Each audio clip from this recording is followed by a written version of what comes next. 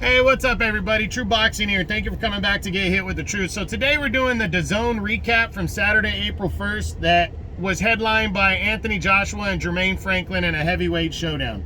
Now, before we get into that, guys, if you could smash the like button, leave a comment, subscribe to the channel.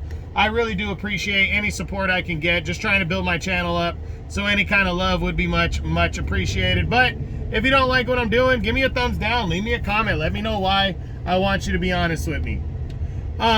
All that being said, back to the DAZN card, and really we're just going to look at the main event that saw former two-time unified heavyweight champion Anthony Joshua battling American contender Jermaine Franklin. You know, Joshua went out there and he did what he was supposed to do. He went out there and did what he needed to do. You know, I know he had predicted knockout. A lot of people wanted to see a knockout, and he definitely hurt, you know, Franklin a few times. But Franklin proved to be very tough, and Joshua, you know, and you know what, he proved to have a good chin against Dillian Whyte too, though. He took a lot of good shots, and Whyte hits pretty hard. So I wasn't really disappointed that Joshua didn't get a knockout. I mean, of course, in a sense, you always are. You want to see a knockout fighter score knockouts.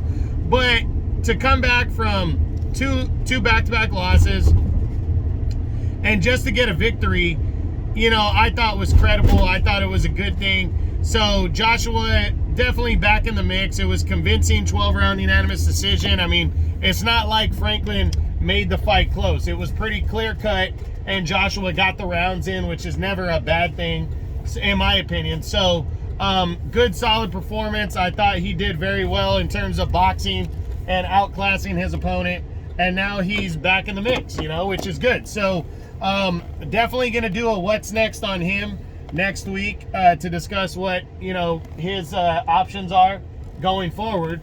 And Jermaine Franklin, you know, not going to get a what's next. He's not a top 10 guy, but he's fought back-to-back fights, went the distance with two top 5 caliber heavyweights. You know, Dillian Whyte not in the top 5 anymore, but he's a top 5 caliber type guy.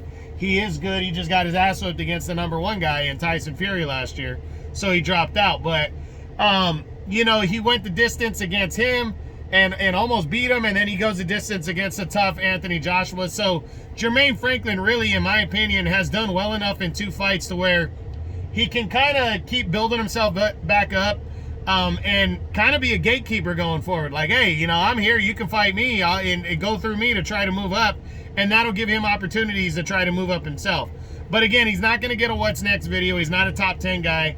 But again, went out there, showed a lot of heart, and stayed in there and kept landing shots. And you can't, you know, nobody's expecting him to win, so you can't really knock Franklin for his performance. But that's it. That's what I got. That's my Saturday, April 1st DAZN recap. I hope you guys enjoyed the video. If you did, smash the like button, leave a comment, subscribe to the channel. I appreciate any and all support. This is True Boxing. You've been hit with the truth.